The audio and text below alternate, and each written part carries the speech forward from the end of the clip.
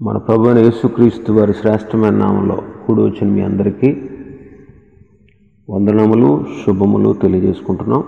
మనం అందరము కలిసి మరొక దినం దేవుని యొక్క వాక్యాన్ని ధ్యానించుటకు దేవుడు మనకు అనుగ్రహించినటువంటి ఈ అవకాశాన్ని బట్టి ప్రభు నామానికి మహిమ కలుగునుగాక.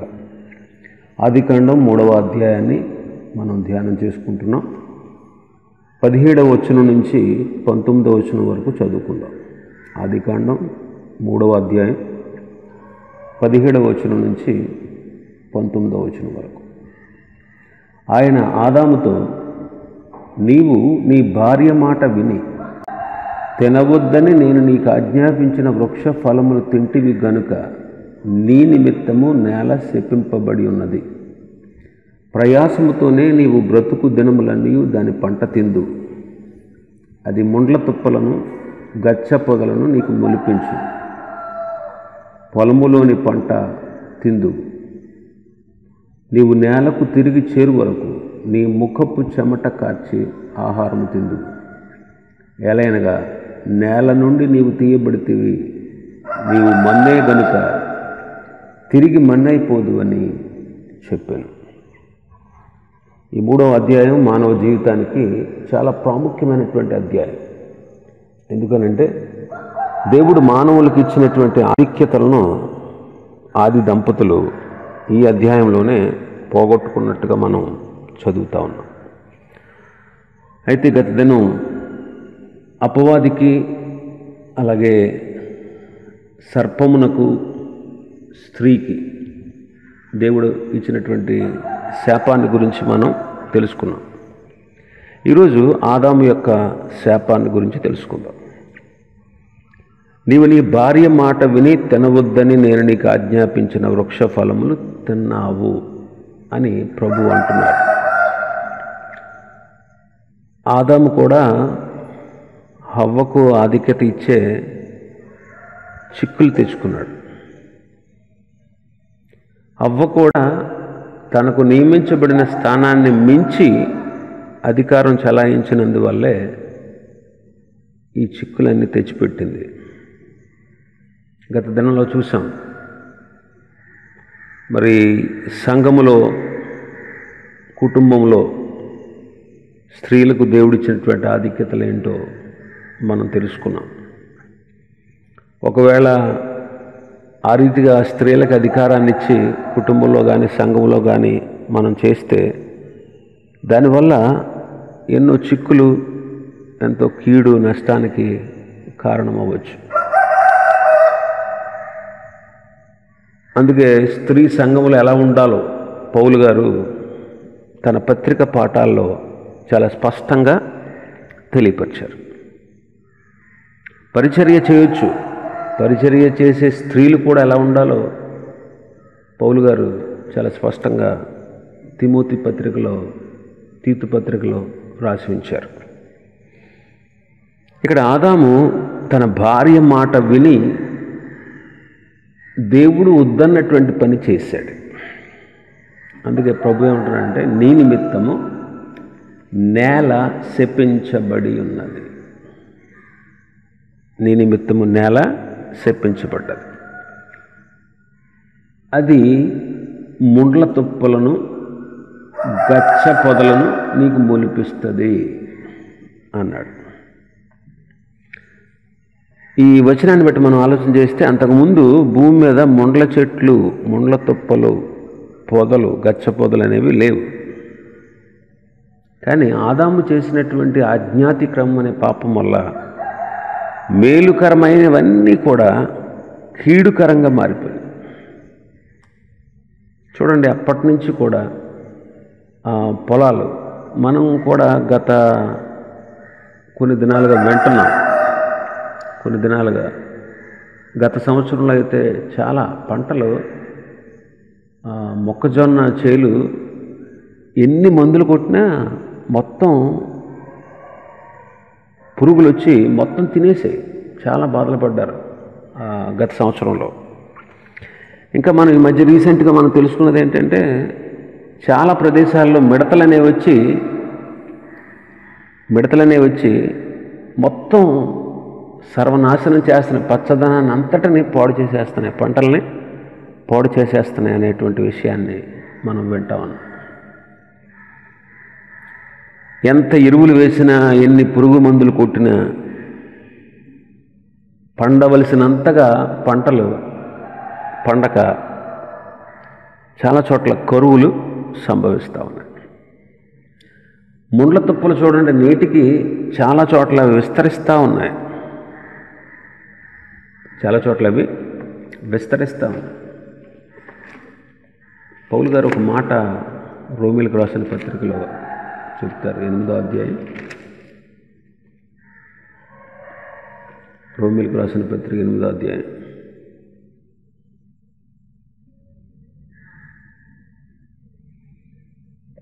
19వ వచనం నుంచి చూద్దాం. దేవుని కుమారుల ప్రత్యక్షత కొరకు సృష్టి మిగుల ఆశతో తేరి చూచుచు కనిపెట్టుచున్నది. ఎలయనగా సృష్టి నాశనమునకు లోనైన దాస్యములో నుండి విడిపింపబడి దేవుని పిల్లలు పొందబోవు మహిమ గల స్వాతంత్ర్యము పొందుదునను నిరీక్షణ కలదై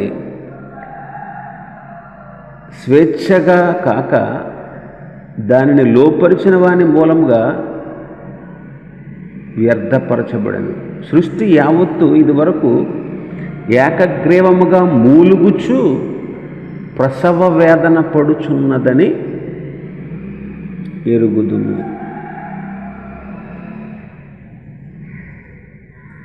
ఇరవై వచనం చూడండి. సృష్టి నాశనమునకు లోనైన దాస్యము నుండి విడిపించబడాలి. దేవుని కుమారుల 19వ వచనం, దేవుని కుమారుల ప్రత్యక్షత కొరకు సృష్టి మిగుల ఆశతో తేరి చూచుచు కనిపెట్టుచున్నది. ఇప్పుడు గమనించండి, సృష్టి ప్రసవ వేదన పడుతుందంట, మూలుగుతుందంట. ఎందుకంటే దేవుని పిల్లలు నాశనమునకు లోనైపోయింది. ఈ ప్రపంచం అంతా కూడా దాస్యంలో ఉంది.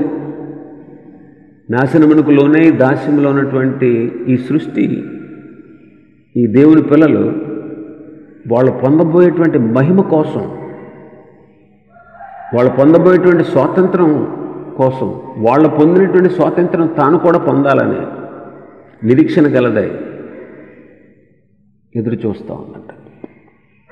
కాబట్టి సృష్టి, సమస్త సృష్టి ప్రసవ వేదన పడుతూ ఉంది. సృష్టి ఆయన రాకడ కొరకు కనిపెడతా ఉంది. ఇంకా అంటాడు ప్రభు, ప్రయాసతోనే నీవు బ్రతుకు దినములన్నీ దాని పంట తింటావు, నీ ముఖము చెమట కార్చి ఆహారాన్ని తింటావు. నీ ముఖము చెమట కార్చి ఆహారాన్ని తింటావు. పాపం ప్రవేశించక ముందు భూమికి శాపం లేదు కాబట్టి విస్తారంగా పండేది. చెమట కార్చాల్సిన అవసరం ఉండేది కాదు. అయితే ఈ చెమట కూడా పాప ఫలితంగానే కలిగినటువంటి శాపం అని మనకి అర్థమవుతుంది. ఇప్పుడు ఎంత చెమట కార్చినా సరే భూమి సరిగా పండనటువంటి కారణం చేత కరువు కాటకాలు విస్తరిస్తూ ఉన్నాయి. మానవుడు ముండ్ల కంచెల వల్ల, ముండ్ల తుప్పల వల్ల ఎన్నో బాధలు పడుతున్నాడు. అంతకుముందు క్రూర మృగాలు కూడా ఆదాముకు లోబడి ఉండేవి. ఇప్పుడైతే మనుషుడే క్రూర మృగాలకి, విష జంతువులకి భయపడాల్సినటువంటి పరిస్థితి వచ్చింది.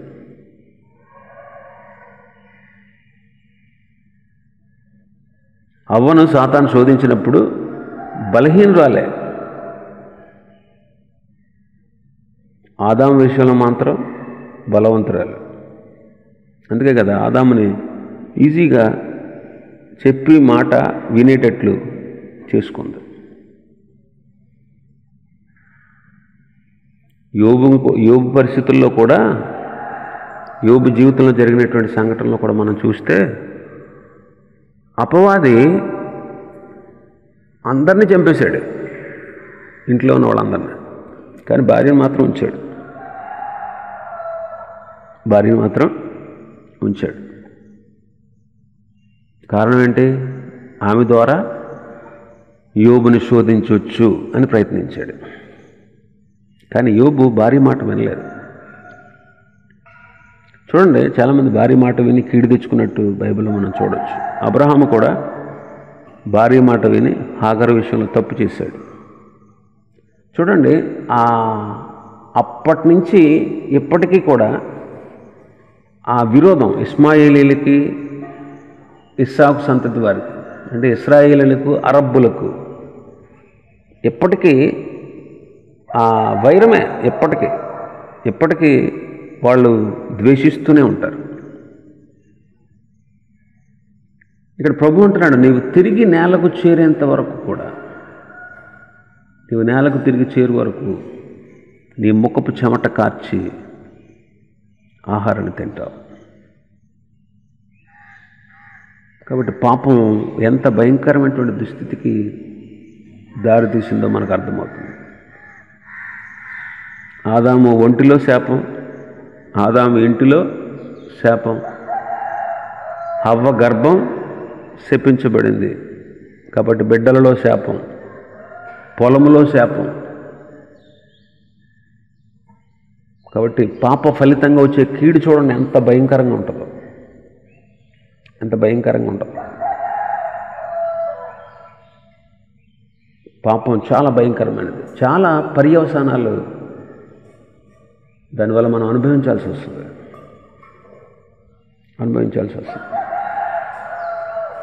చాలా భయంకరమైనది. ఎంతోమందిని నష్టపరుస్తుంది.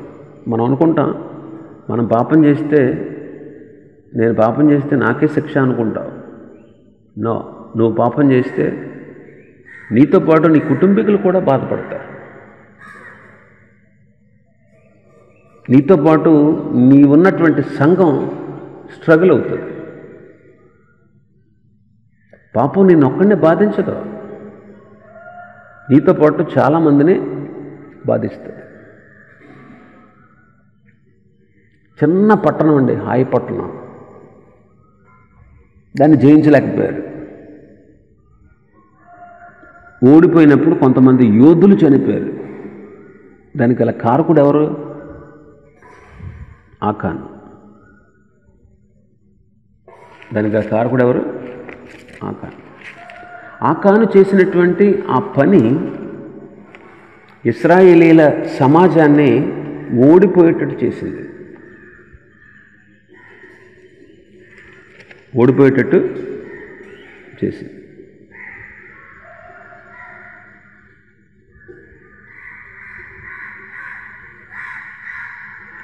ఆకాను యొక్క కుటుంబానికి అంతటికి నాశనం వచ్చింది. ఆకాను కుటుంబానికి అంతటికి నాశనం వచ్చింది. 36 మంది యోధులు, హాయి పట్టణస్తులు వచ్చి 36 మందిని చంపేశారు. చిన్న పట్టణం అండి, చాలా తక్కువ అంచనా వేశారు. ఆ ఓటమికి, ఆ 36 మంది మరణానికి ఆకాను కుటుంబీకులు సమస్తం ప్రతి ఒక్కరిని చంపడానికి. చూడండి, ఆకాను సర్వ సమాజం ఏడిపించాడు. సర్వ సమాజాన్ని కూడా హాయి వారి ఎదుట ఓడిపోయి వచ్చి దేవుని సన్నిధిలో ఏడ్చారు వాళ్ళు. ఒక్కడ పాపం చూడండి ఎన్ని విధాలుగా ఎంతమందిని బాధిస్తుంది, ఎంతమందిని బాధిస్తాడో. మనం అనుకుంటాం చాలాసార్లు, నేనేగా చేసేది పాపం, ఆ శిక్ష ఏదో నా మీదకి వస్తుందిలే అనుకుంటాం. కానీ దానివల్ల ఎంతమంది స్ట్రగుల్ అవుతారో చూడండి. ఒకసారి ఆలోచన చేయండి. నువ్వు చేసిన పాపం నీ శరీరానికి ఇబ్బంది, నీకు నష్టం, నీతో పాటు నువ్వు నష్టపొందావంటే, నువ్వు నష్టపోయావు అంటే నీతో పాటు నీ కుటుంబం బాధపడదా? నువ్వు ఒక్కడమైనా పోనీ కుటుంబంలో నువ్వు ఒక్కడమే ఉంటున్నావా ఒంటరిగా? నీ కుటుంబీకులు బాధపడతారే. నువ్వు సంఘంలో ఉంటున్నావు, సంఘాన్ని ఏడిపిస్తావే? ఆలోచన చేయండి. ఎన్ని విధాలుగా దేవుని నామానికి అవమానం ఒక ప్రక్క, దేవుని ఆజ్ఞను అతిక్రమించడం వల్ల మనకు ఎదురయ్యేటువంటి అనుభవాలు. అందుకే పాపి అయిపోయాడు, పరిశుద్ధుడల్లా పాపి అయిపోయాడు. అందుకే యోబు గారు కూడా అంటాడు, పాప సహితునిలో నుండి పాపరహితుడు పుట్టగలిగిన ఎంత మేలు, అలాగే ఎవ్వడూ పుట్టనేరడో అంటున్నాడు యోబు గ్రంథం 4వ అధ్యాయంలో 25:4 కూడా అంటాడు, స్త్రీకి పుట్టినవాడు దేవుని దృష్టికి ఎలాగ శుద్ధుడవుతాడు? కాబట్టి ఆదాము నుంచి వచ్చినటువంటి ప్రతి ఒక్కళ్ళు కూడా ఆదామును బట్టి పాపులే అని రుజువవుతుంది. కానీ క్రీస్తు జన్మం ప్రత్యేకమైనది. మనం గత దినంలో చెప్పుకున్నాం, క్రీస్తు జన్మం ప్రత్యేకమైనది. ఆయన పాపరహితుడు, స్త్రీ పురుషుల కలయిక వల్ల జన్మించిన వాడు కాదు. పరిశుద్ధుడైనటువంటి దేవుడు కన్యక గర్భాన్ని ఎంచుకుని అందులో ప్రవేశించి, పరిశుద్ధాత్మ ద్వారా ప్రవేశించి పవిత్రమైనటువంటి జన్మను ఆయన జన్మించాడు. కాబట్టి ఆదాము ద్వారా అందరూ పాపులే. ఆదాము ద్వారా అందరూ పాపులే. ఆదాము నుంచి వచ్చిన వారు అందరూ, మనం అందరం ఆదాము నుంచి వచ్చిన వాళ్ళమే, అందరూ పాపులు.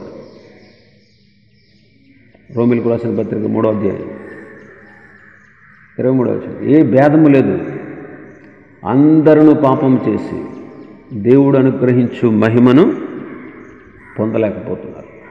కాబట్టి నమ్మువారు ఆయన కృపచేతనే క్రీస్తు యేసునందలి విమోచనము ద్వారా ఉచితముగా నీతిమంతులు అని తీర్చబడుచున్నారు అంట.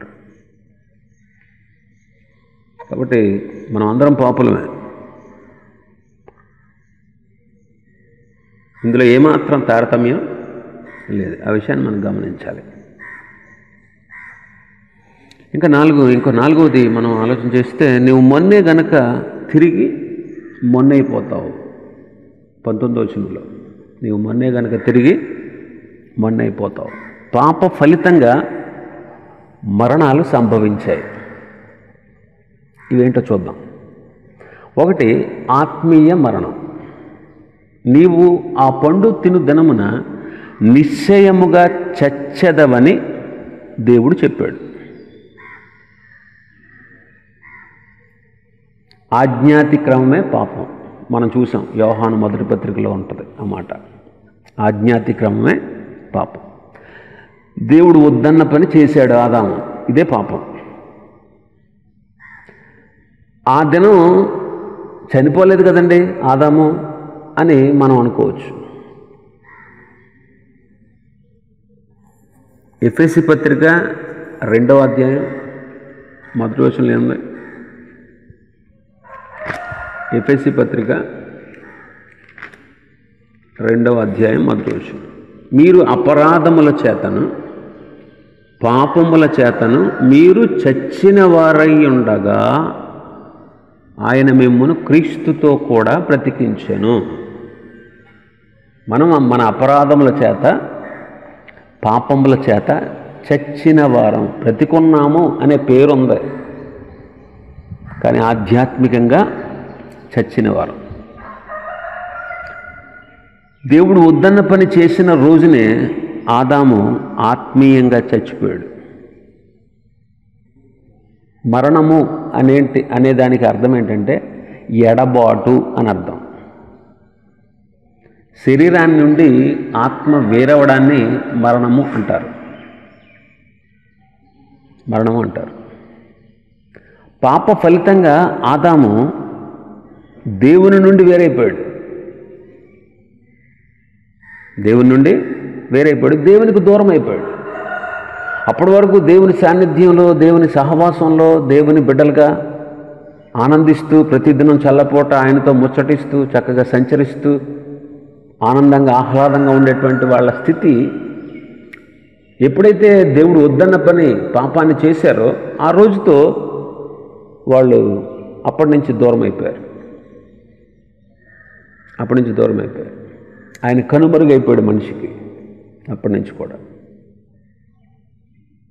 ఈ సందర్భాన్ని మనం తప్పిపోయిన కుమారుడు గురించి చెప్పినటువంటి దానిలో మనం తెలుసుకోవచ్చు. ఆయన అంటాడు, నా కుమారుడు చనిపోయి మరల బ్రతికెను, తప్పిపోయి మళ్ళా దొరికాడు. లూకాసు వార్త 15:24 ఉంటుందన్నమాట. ఈ నా కుమారుడు చనిపోయి బ్రతికాడు, తప్పిపోయి దొరికాడు. తండ్రికి దూరమైపోవడమే మరణము అని చూస్తున్నాం. ఆ భావం ఈ వచనంలో కనబడుతుంది. కాబట్టి తండ్రికి దూరమైపోవడం ఆత్మీయ మరణం సంభవించింది. రెండవ మరణం శరీర మరణం. నీవు మొన్నే గనక తిరిగి మొన్నైపోతావు. అంటే పాపం మనిషి యొక్క శరీరాన్ని కూడా పాడు చేస్తుంది.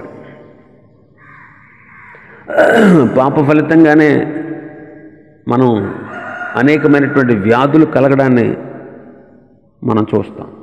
ఆదాము పాపం చేసినప్పుడు, పాపానికి ముందు భూమి మీద రోగం అనేది లేదు కదా, వ్యాధులు అనేవి లేవు.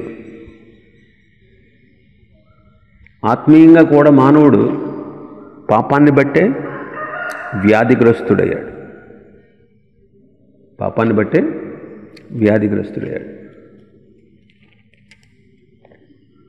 38వ కీర్తన 3వ వచనం. నీ కోపాగ్ని వలన ఆరోగ్యము నా శరీరమును విడిచిపోయాను. నా పాపమును బట్టి నా ఎముకలలో స్వస్థత లేదు.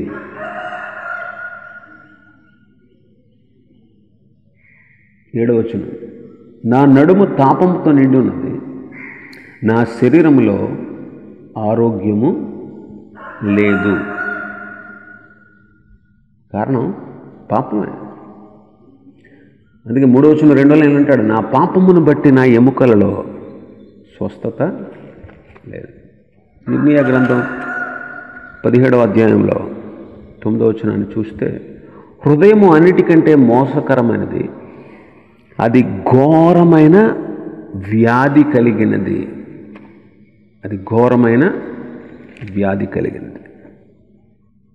ఇంకా యెషయా గ్రంథంలో మనం చూస్తాం, 1వ అధ్యాయం 5-6 వచనాలు.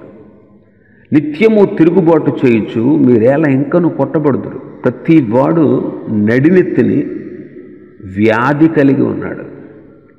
ప్రతి వాని గుండె బలహీనమైన, అరకాలు మొదలుకొని తల వరకు స్వస్థత కొంచెమైనా లేదు.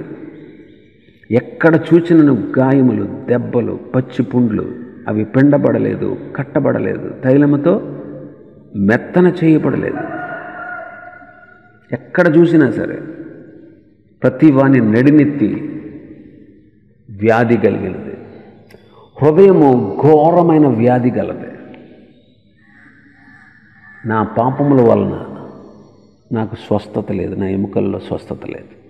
ఈ మాటలన్నీ మనం చూస్తూ ఉంటే పాప ఫలితంగా మానవుడికి శరీరంగా అనేకమైనటువంటి వ్యాధులు, బాధలతో ఉన్నట్లు మనం చూస్తున్నాం. అందుకే ఆ తర్వాత ఆదాము 930 సంవత్సరాలు బ్రతికాడు, మరణించాడు.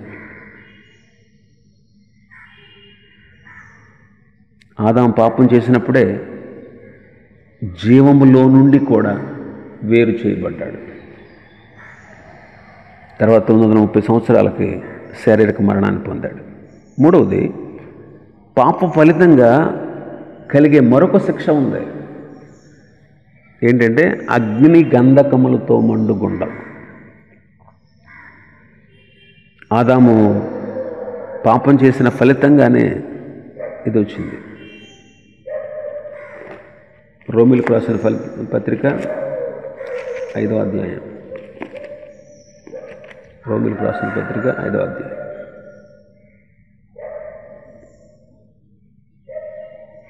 6వ వచనాన్ని మనం చదువుదాం. ఎలాగనగా మనం ఇంకను బలహీనులమై ఉండగా క్రీస్తు యుక్త కాలమందు భక్తిహీనుల కొరకు చనిపోయింది. నీతిమంతుని కొరకు సహితం ఒకడు చనిపోవటం అరుదు, మంచివాని కొరకు ఎవడైనా ఒకవేళ తెగింపవచ్చును. అయితే దేవుడు మన ఎడల తన ప్రేమను వెల్లడిపరుచుచున్నాడు. ఎట్లనగా మనం ఇంకా పాపులమై ఉండగానే క్రీస్తు మన కొరకు చనిపోయాడు. కాబట్టి ఆయన రక్తములను ఇప్పుడు నీతిమంతులుగా తీర్చబడి మరింత నిశ్చయముగా ఆయన ద్వారా ఉగ్రత నుండి రక్షించబడుదును.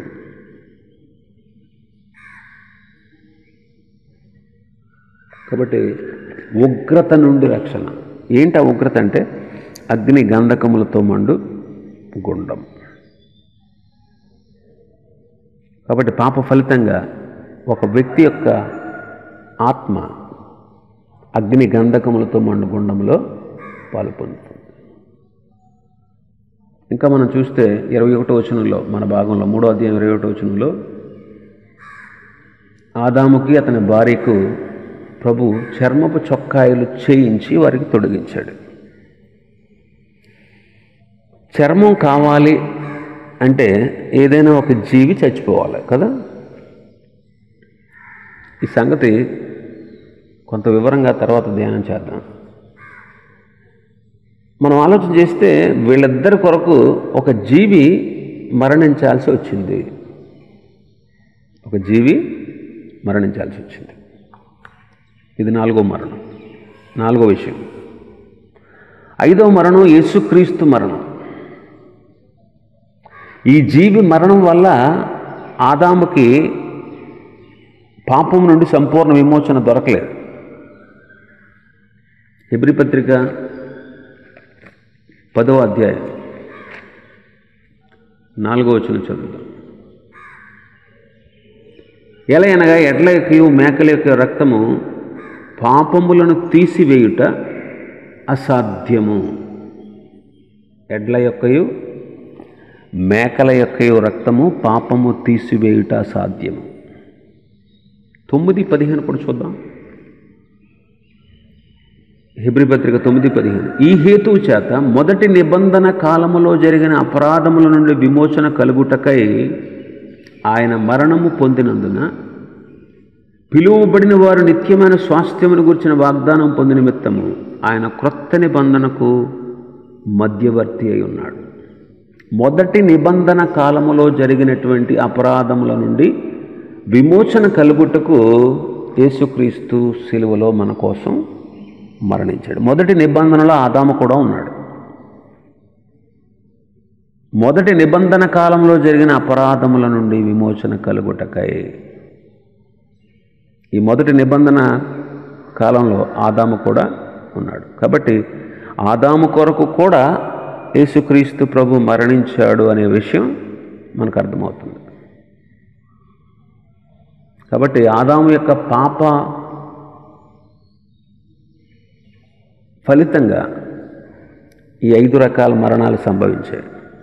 1 ఆత్మీయ మరణం, 2 శారీరక మరణం, 3 అగ్ని గంధకములతో కూడినటువంటి నిత్య శిక్ష అనే మరణం, 4వది ఒక జీవి మరణం, 5 మన ప్రభు అయిన యేసుక్రీస్తు యొక్క మరణం.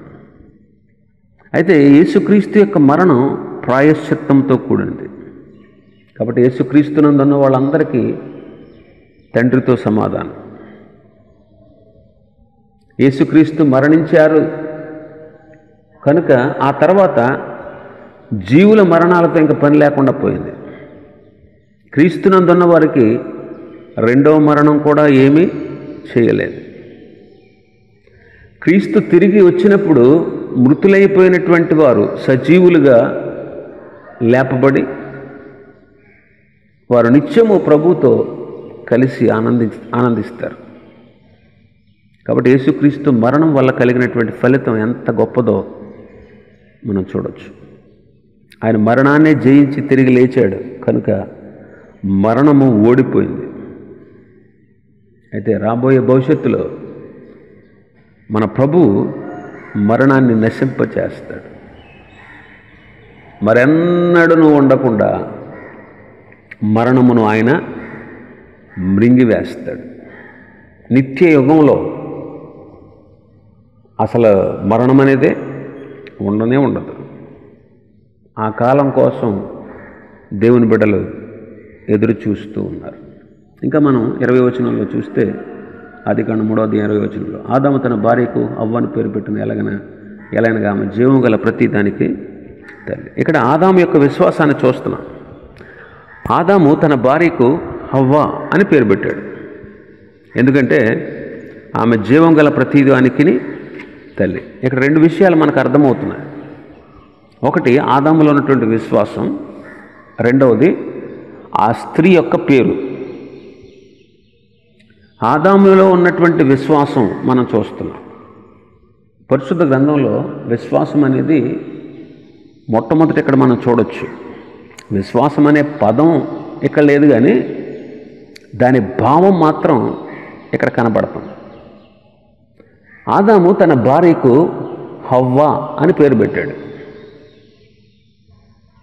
ఇందులోనే ఆదాము యొక్క విశ్వాసం కనబడుతుంది. 2వ అధ్యాయం 17వ వచనం ప్రకారం, నీవు వాటిని తినుదినమున నిశ్చయముగా చచ్చెదవని నరునికి ఆజ్ఞాపించాడు అని చదువుతున్నాం. వారు తిన్నారు కాబట్టి నిశ్చయముగా చనిపోవడమే దాని ఫలితం. కానీ ఇక్కడ ఆదాము తన భార్యకు హవ్వ అని పేరు పెడుతున్నాడు.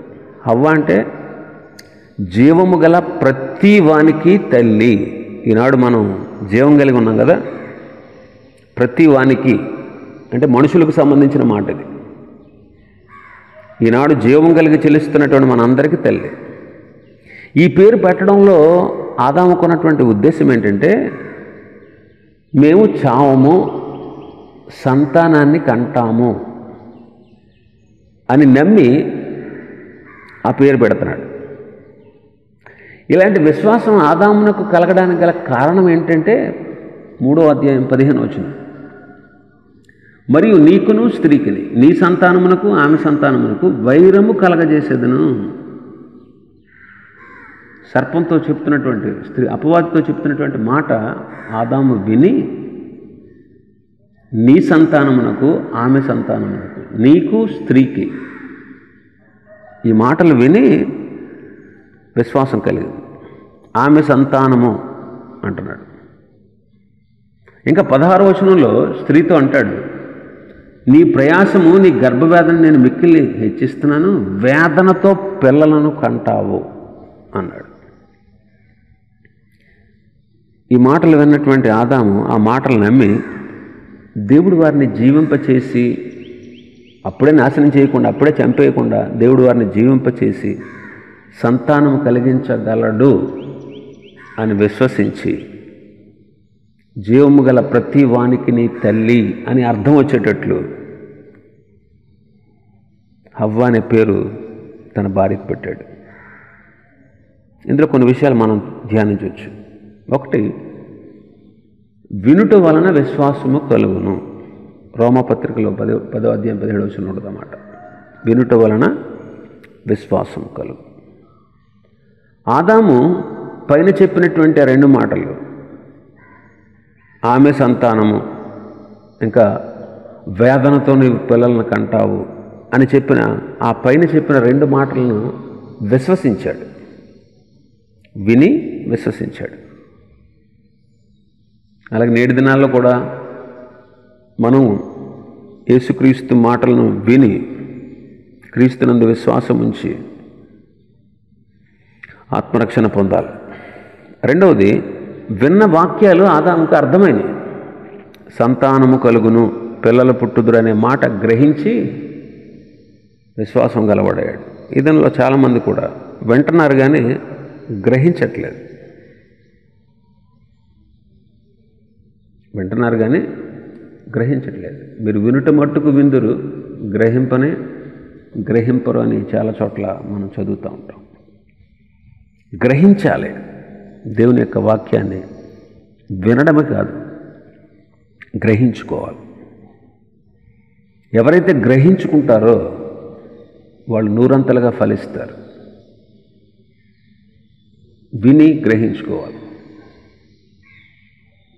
మూడవది, ఆదాము దేవుని నోట నుండి బయలుదేరి వచ్చిన మాటను పట్టుకున్నాడు. నోట నుండి బయలుదేరి వచ్చినటువంటి మాటని పట్టుకున్నాడు.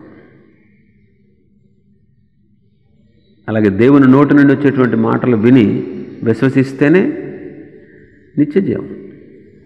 యోహాను సువార్త 5వ అధ్యాయం, యోహాను సువార్త 5వ అధ్యాయం 24వ వచనాన్ని చదువుదాం. 5:24. నా మాట విని నన్ను పంపిన వాని యందు విశ్వాసం ఉంచువాడు నిత్య జీవము గలవాడు. వాడు తీర్పులోనికి రాక మరణములో నుండి జీవంలోనికి దాటి ఉన్నాడని మీతో నిశ్చయముగా చెప్పుచున్నాను. నా మాట విని నన్ను పంపిన వాని యందు విశ్వాసం ఉంచువాడు. నా మాట విని విశ్వాసం ఉంచువాడు. కాబట్టి గమనించండి, దేవుని నోటి మాటను పట్టుకున్నాడు. అలాగే మనం కూడా ఆయన మాటలు విని విశ్వసిస్తే మనకు నిత్య జీవం. ఇంకా 4వది మనం చూస్తే ఆదాము యొక్క విశ్వాసం క్రియలతో కూడినది. ఆదాము విశ్వాసంనకు క్రియగా తన భార్యకు హవ్వ అని పేరు పెడుతున్నాడు. హృదయంలో తనకున్నటువంటి విశ్వాసం ఈ మాట పలకడం ద్వారా బయటపడతా ఉంది, బయలుపరచబడతా ఉంది. కాబట్టి మన విశ్వాసం క్రియలతో కూడినదై ఉండాలి. క్రీస్తునందు విశ్వసించి మనం క్రియలు చేయాలి. అది మన క్రియలతో రక్షణ దొరకదు, అది గమనించండి.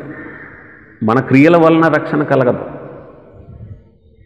కానీ రక్షించబడిన వ్యక్తిలో విశ్వాసం క్రియారూపం దాల్చాలి.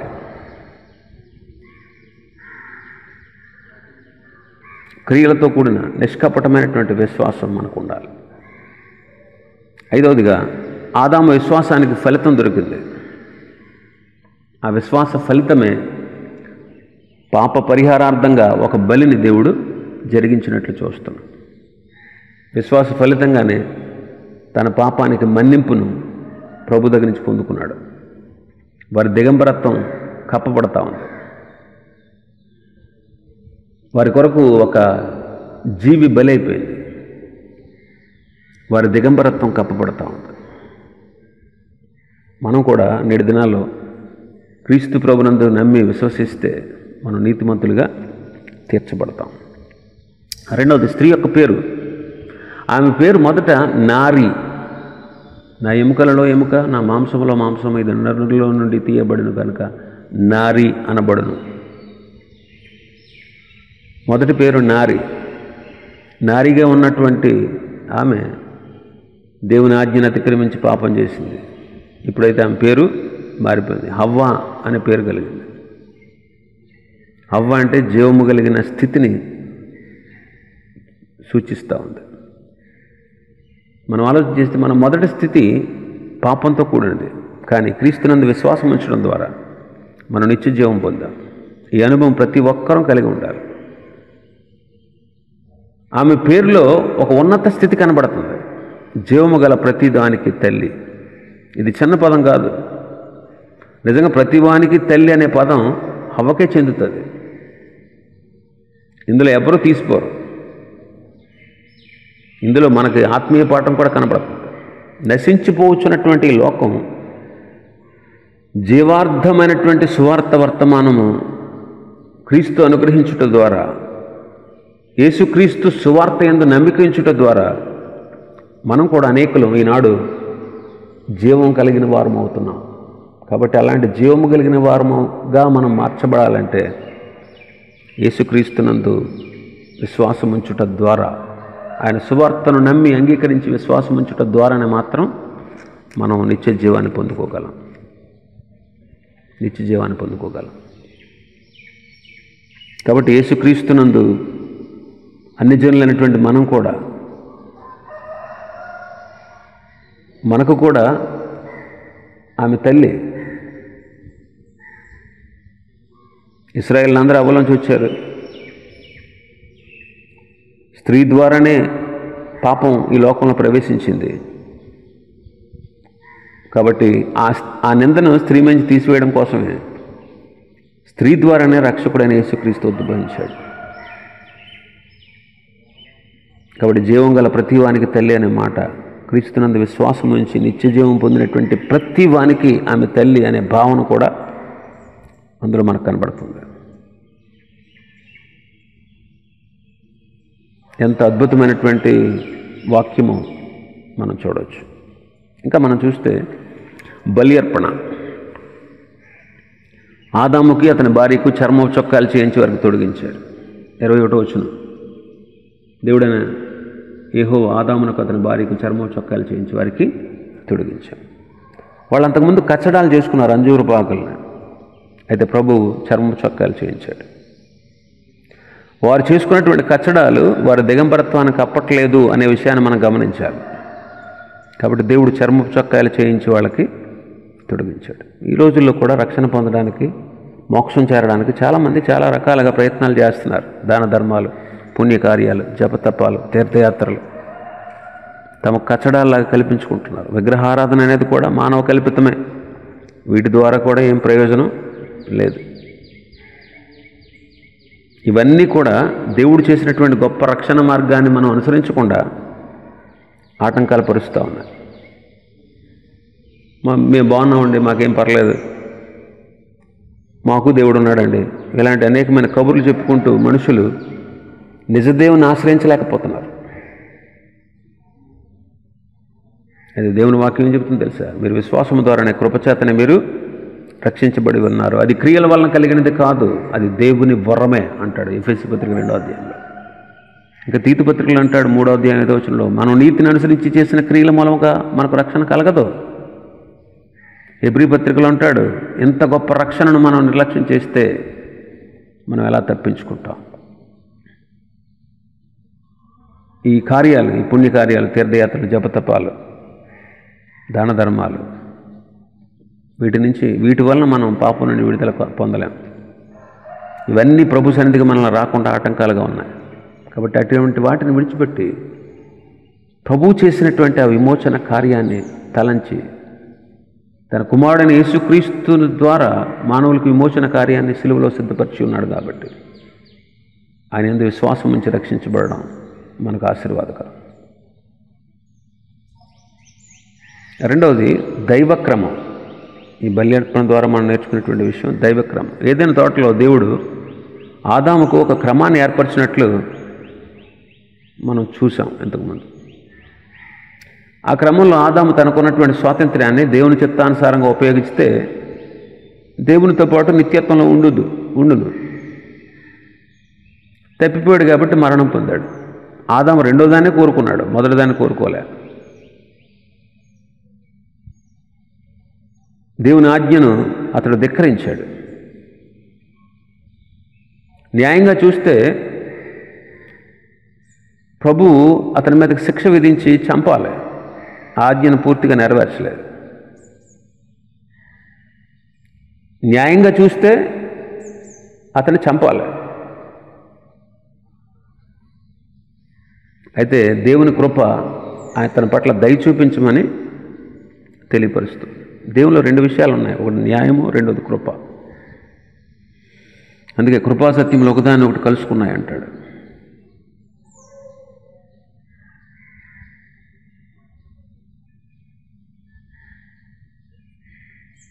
ఆజ్ఞ అమలు జరపకపోతే, ఆజ్ఞ ఏంటి? నీవు వాటిని తినుదనమని నిశ్చయముగా చచ్చెదవు. ఇది ఆజ్ఞ. ఆజ్ఞను అమలు చేయకపోతే ఆజ్ఞ విధించినందువల్ల ఏమైనా ప్రయోజనం ఉంటుందంటారా? అంటే ఆజ్ఞకు ప్రాణం లేదన్నమాట. ఒకవేళ ఆజ్ఞ విధించబడితే, చూసావా దేవుడు ఎంత అన్యాయస్తుడో అని పిలువబడేవాడు. ఆజ్ఞ అమలు జరిపితే దేవుడు కఠినుడు కదా అనిపిస్తుంది. అయితే దేవుడు దయగలిగిన వాడు, కనికరము, ప్రేమ కలిగినవాడు. న్యాయంగా చూస్తే ఆదాము శిక్షకు పాత్రుడే. అయితే దేవుడు ఆదామును రక్షించాలని ఆజ్ఞ యొక్క నెరవేర్పు, నిశ్చయముగా చచ్చెదవు అనే ఆజ్ఞ యొక్క నెరవేర్పు రెండు జరగాలని ఒక మార్గాన్ని దేవుడు ఏర్పాటు చేశాడు. ధర్మశాస్త్ర కాలంలో ఒక వ్యక్తి పాపం చేస్తే పాపానికి ప్రతిగా నిరపరాధమైనటువంటి ఒక జీవిని వధించడం ఏర్పాటు చేశాడు. ఆ కార్యాన్ని దేవుడు ఏర్పాటు చేసి ఆ బలి జరిగించి ఆ ఆజ్ఞ వల్ల వచ్చేటువంటి శిక్షణ తప్పించేటువంటి రక్షణను రెండింటినీ నెరవేర్చాడు. అప్పటి నుంచి కూడా, ధర్మశాస్త్ర కాలం నుంచి కూడా, ఆది కాలం నుంచి కూడా మానవుల పాప పరిహారం కోసం ఎన్నో బలులు జరిగినాయి. ఇవన్నిటికీ ముగింపు ఎప్పుడైతే దేవుడు తన కుమారుణ్ణి లోకానికి పంపించి సమస్తమైనటువంటి ప్రజల్ని, మానవులందరినీ ఆయన సెలెక్ట్ చేసిన, ఆయన ఏర్పాటు చేసుకున్నటువంటి మానవులందరి విమోచనార్థం ఆ శిలువలో బలి అయిపోవడం ద్వారా, ఆ గొప్ప బలి జరగడం ద్వారా ఈనాడు సహజంగా మానవుడు మీదకి రావాల్సినటువంటి శిక్ష పోయింది. శిక్షించబడాల్సిన మానవుడు శిక్షను తప్పించుకున్నాడు. ఆ శిక్ష యేసుక్రీస్తు ప్రభు మీద వేయబడింది. మనం విడుదల పొందాం, మనం రక్షణ పొందాం కేవలం దేవుడు తన కృపచేతనే. అందుకని మీరు కృపచేతే రక్షించబడి ఉన్నారు. ఇంకా మనం చూస్తే రక్షణకు దేవుడు ఏర్పాటు చేసినటువంటి మార్గం ఏంటంటే చర్మపు చొక్కాయలు. ఈ చర్మం ఏదైనా వనమంది ఎక్కడ లభించింది? ఏదో ఒక జంతువు మరణించింది. కాబట్టి దోషులైనటువంటి ఆదాము అవ్వల కొరకు పాప పరిహారార్థంగా ఒక బలి జరిగింది. ఆ బలిగా ఒక నిర్దోషమైన జంతువు వధించబడింది. వధించబడినటువంటి ఆ యొక్క జీవి మాంసాన్ని తినడానికి వీల్లేదు. అప్పటికి మాంసాహారం తినమని ప్రభు ఆజ్ఞాపించలేదు. ఒకవేళ ఆ మాంసాన్ని తోటలో వదిలేస్తే ఆ తోట అంతా వాసన వస్తుంది, దుర్వాసన వస్తుంది, అపవిత్రం అయిపోద్ది. ఒకవేళ ఆ జీవి కళేబరాన్ని పాతిపెడితే ఏదైనా వనమంతా కూడా శ్మశాన భూమి అయిపోద్ది. కాబట్టి ఇది దైవచిత్తం కాదు. కాబట్టి వధింపబడిన దాని యొక్క ఆ జీవి యొక్క మాంసము బలి అర్పణ చేయబడినది అని మనం గ్రహించుకోవాలి. దాని ఫలితంగా చర్మపు చొక్కాయల వారికి దొరికింది. ఈ చర్మపు చొక్కాయలు వేటికి గుర్తుగా ఉన్నాయి? మనం ఆ జీవి ఏదై ఉంటుంది అని మనం ఆలోచన చేస్తే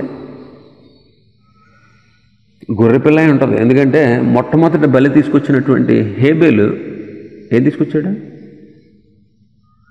గొర్రెలు నర్పించాడు. కాబట్టి బహుశా ఆ జీవి గొర్రెపిల్ల ఉండొచ్చు అని మనం గ్రహించుకుంటున్నాం. ఎలా అంటే ఆదాము తను చెప్పుంటాడు తన బిడ్డలకి, ఇది ఇలా ఉండేవాళ్ళం, ఇలా జరిగింది, ఇలా సర్పం మమ్మల్ని మోసం చేసింది, అపవాదిని మమ్మల్ని మోసగించాడని చెప్పరా తల్లిదండ్రుల బిడ్డలకి? దాన్ని బట్టే హేబేలు విశ్వాసంతో దేవునికి అర్పణ తీసుకొచ్చినప్పుడు, బలి తీసుకొచ్చినప్పుడు గొర్రెపిల్లల్ని తీసుకొచ్చాడు. అయితే మన కొరకు వధింపబడిన గొర్రెపిల్ల ఏంటో తెలుసా? మన ప్రభు అయిన యేసుక్రీస్తు. అందుకే యోహాను గారు యేసు ప్రభు వైపు చూపించి, ఇదిగో లోక పాపములు మోసుకొని పోవు దేవుని గొర్రెపిల్ల అని యేసుక్రీస్తు ప్రభుని చూపించి చెప్తాడు. ఇంకా మనం చూస్తే ఈ చర్మపు చొక్కాయలు ప్రభు చేయించారు. చూడండి ఆ మాట మనం చదవచ్చు. ఆఖరి 21వ వచనం, దేవుడని యెహోవా ఆదామునకు అతని భార్యకును చర్మపు చొక్కాయలను చేయించి. చర్మపు చొక్కాయలు చేసి అని లేదు ఇక్కడ, చేయించి తొడిగించాడు. చేయించింది దేవుడు, చేసింది ఎవరు? క్రీస్తులో, ప్రభువులో త్రిత్వం ఉన్నట్టు మనం చూస్తున్నాం. త్రిత్వంలో యేసుక్రీస్తు ఆయన చేశాడు. చేసినవాడు యేసుక్రీస్తు. తండ్రి ఆజ్ఞాపించినది కుమారుడైన యేసుక్రీస్తు చేశాడు. కాబట్టి ఏదేనులో కుమారుడైన యేసుక్రీస్తు చేసిన విమోచన కార్యం మనకి ఇక్కడ ప్రస్ఫుటంగా కనిపిస్తుంది. వాళ్ళకి తొడిగించాడంట ఈ చర్మపు చొక్కాయలు, వాళ్ళకి తొడిగించాడు. తొడుక్కోమని వల్ల గమనించండి, తొడిగించను అంతే కదా, తొడిగించను అని చదువుతాను. ఇది దేవుని యొక్క అపారమైన ప్రేమ. చిన్నపిల్లలు చూడండి, తల్లిదండ్రులు చిన్నబిడ్డలకి చొక్కాయలు కుట్టించి వాళ్ళు తొడిగిస్తారు. దేవుని ప్రేమ తల్లి ప్రేమను మించినటువంటి ప్రేమ. సర్వలోక పాప పరిహారమునకై తన రక్తాన్ని చిందించి నీతిమంతులుగా మనల్ని చేయుట కొరకు నీతి వస్త్రాన్ని దేవుడు మనకు ధరింపజేశాడు, రక్షణ వస్త్రాన్ని ధరింపజేశాడు. యెషయా భక్తుడు అంటాడు 61వ అధ్యాయంలో, ఆయన రక్షణ వస్త్రములు నాకు ధరింపచేసి ఉన్నాడు, నీతి అను పై బట్ట నాకు ధరింపచేసి ఉన్నాడు, కాగా యెహోవాను బట్టి మహానందముతో నేను ఆనందిస్తున్నాను అంటాడు. ఇక 3వ వచనంలో అంటాడు, సీయోనులో దుఃఖించే వారికి ఉల్లాస వస్త్రములు ధరింపచేస్తాను, అందుకే ప్రభు ఆయన నన్ను పంపించాడు అంటాడు. కాబట్టి తండ్రి కుమారుల యొక్క కార్యాలని ఆది నుండి మనం చూస్తున్నాం.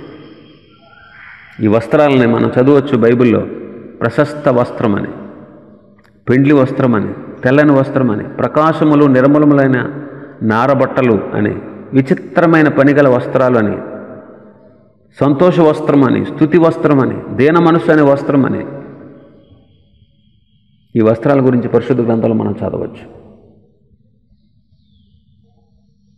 లూకా సువార్త 15లో పెండ్లి వస్త్రం, మత్తయి సువార్త 22వ అధ్యాయంలో తెల్లని వస్త్రాలు,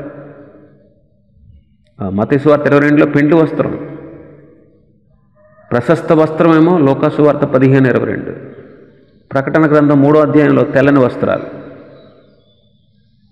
ప్రకటన గ్రంథం 19వ అధ్యాయం 8వ వచనంలో ప్రకాశమును నిర్మలమైన వస్త్రాలు, కీర్తన 45:13లో విచిత్రమైన పనిగల వస్త్రాలు, కీర్తన 31:12 వచనాల్లో సంతోష వస్త్రాలు, యెషయా 61:8లో స్తుతి వస్త్రం, మొదటి పేతురు పత్రిక 5వ అధ్యాయం 5వ వచనంలో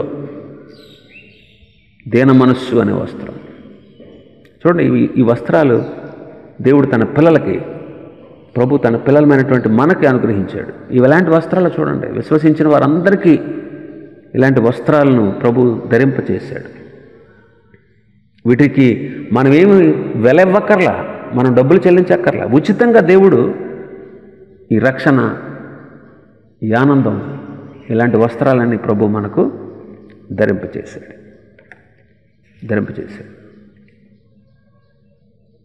కాబట్టి వాటిని ధరింపచేయడానికి వాళ్ళ దగ్గర ఉన్నటువంటి ఆ అంజూరపాకు కచ్చడాలు తీసిపడేశారు. అది వేషధారణకు గుర్తు. కప్పుకున్నారు, దిగంబరత్వాన్ని కప్పుకున్నారు, వేషధారణకు గుర్తు. కాబట్టి మనలో ఉన్న వేషధారణ ప్రభు తీసివేసి మనల్ని ప్రశస్త వస్త్రాలు ధరించుకున్నవారుగా, తప్పిపోయినటువంటి కుమారుడు తిరిగి వచ్చినప్పుడు ప్రశస్త వస్త్రాన్ని ఇచ్చినట్టు మనలో ఉన్నటువంటి కపటాన్ని తీసివేసి ప్రభు మనల్ని పవిత్రపరుస్తున్నాడు.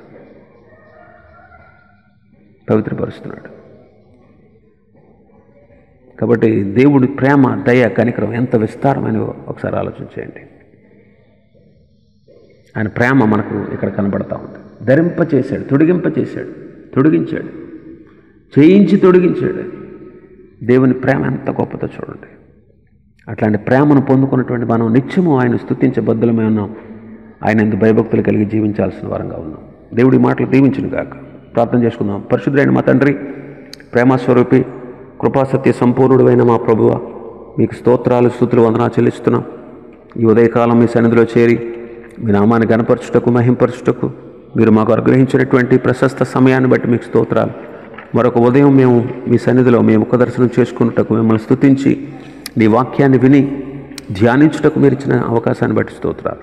ఈరోజు మేము నేర్చుకున్నటువంటి విషయాలన్నీ మాకు జ్ఞాపకమందు ఉంచండి. వాటి ప్రకారం మేము నడుచుకుంటకు సహాయం చేయండి.